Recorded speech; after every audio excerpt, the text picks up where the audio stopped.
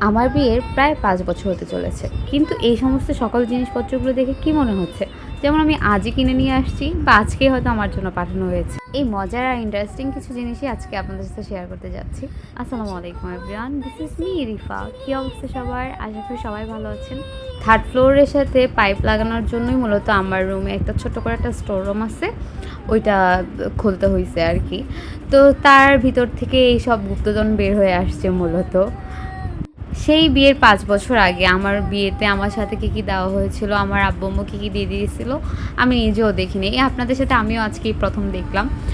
যেহেতু আমার শ্বশুরবাড়ি থেকে এগুলা নিষেধ ছিল যে কিছু দেওয়া যাবে না, তারপরও মা-বাবা বলে কথা, খালি হাতে কীভাবে মেয়েকে পাঠায়। তার জন্য এমন কিছু নাই যে তারা সাথে করে দিয়ে দেয়নি।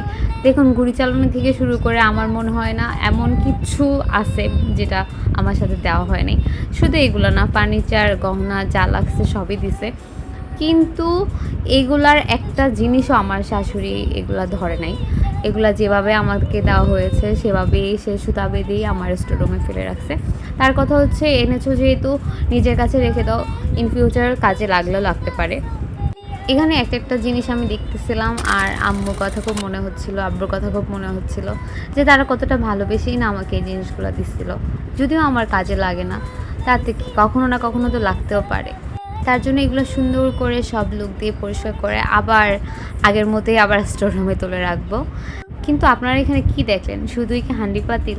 আমি তো দেখলাম আম্মু আব্বুর অনেক অনেক অনেক বেশি ভালোবাসে।